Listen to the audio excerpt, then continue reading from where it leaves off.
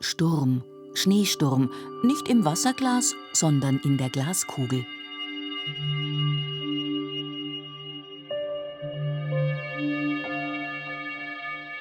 Schneekugeln, das sind handgemachte Träume aus Kunststoff, Wasser und Farbe.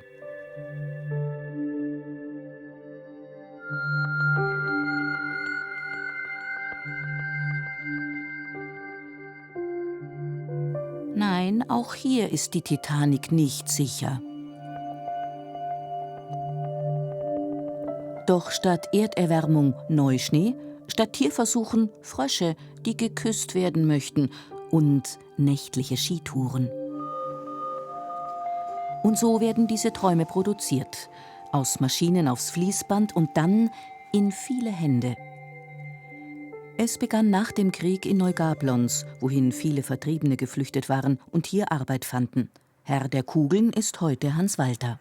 Ganz früher hat man gesagt im Gelände, denn das war ursprünglich das Gelände einer Munitionsfabrik und hat sich dann nach dem Krieg durch Wiederansiedlung der Vertriebenen sehr schnell wirtschaftlich gut entwickelt. War Aufbruchsstimmung, ging los und schon in den Anfang der 50er Jahre waren große Gebäude und ganz viele Arbeitsplätze geschaffen. Ja, das ist ein bisschen ungeeignet, Ja. finde ich. So, jetzt Kaufbeuren soll in die Kugel. Gemeinsam mit seiner Mediengestalterin Melanie Miller entwickelt Hans Walter den Prototyp. Markant sollen die Motive sein und schön. hätten wir da vielleicht noch ein Straßenzeichen. Da ist es. Ah ja, genau. Aber das ist sehr dunkel. Vielleicht da so. Sehr gut. Und da die Straße. Was nehmen wir denn da? Das wäre ja eigentlich ganz gut. Das Grau ist schon mal Gell? ganz gut. Das ist gar nicht Szenerie und Hintergrund müssen stimmig sein. Eine Essenz von Kaufbeuren. Fast. Bevor die Produktion beginnt, bastelt Melanie Miller am endgültigen Entwurf. Ein sonniges Kaufbeuren mit weißen Wölkchen auf goldenem Boden. In dieser nüchternen Umgebung produziert Hans Walter Traumwelten en Miniature. Das ist unsere Schatzkammer. Das sind Stahlformen aus den 50er Jahren, wo die ganzen Schneekugelmotive negativ in Stahl hineingraviert wurden. Eine wahnsinnige Arbeit, die man heute gar nicht mehr bezahlen könnte. Nach einem Boom in den 50er Jahren kam Konkurrenz aus Fernost. Asien kontra Allgäu.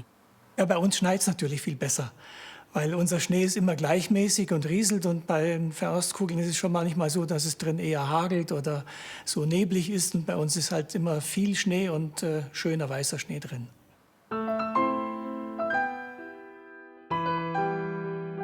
In Schneekugeln steckt viel Handarbeit und Liebe, auch von Christiane Albrecht.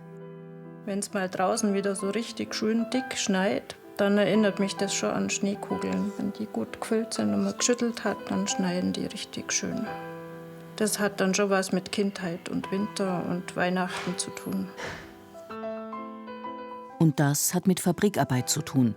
Von einst 150 Mitarbeitern arbeiten gerade noch 2 Dutzend für Walter und Prediger im Allgäu. Asien produziert bayerische Königsschlösser, Skiengelchen und märchenhafte Frauenfiguren einfach billiger.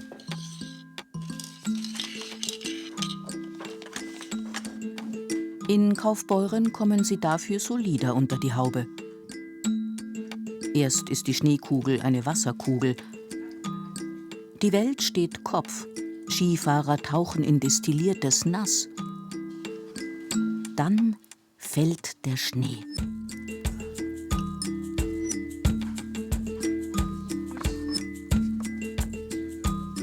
Und da es Märchen und Träume in der Wirklichkeit schwer haben, werden Schneekugeln hermetisch verschlossen. Kein Wasser raus, keine Luft rein. Schneekugeln sind Souvenirs aus einer heilen Welt. Als Sonderanfertigung gibt es aber auch Trabis in verschmutzter Luft. Schneekugelige Solidarität mit der Taz, kryptische Botschaften und Liebeserklärungen wie »Nur mit dir«. Ein bisschen heile Welt ist die Schneekugel. Und unser Vater hat sich immer sehr gewehrt dagegen, wenn jemand gesagt hat, das ist Kitsch. Also mein Bruder und ich, wir haben dann gesagt, na, dann ist es halt Kitsch, das macht ja nichts, gibt ja auch lieben Kitsch. Und warum soll man sich dagegen wehren? Der Mensch braucht sowas. Schneekugeln sind Spielzeug für die Seele.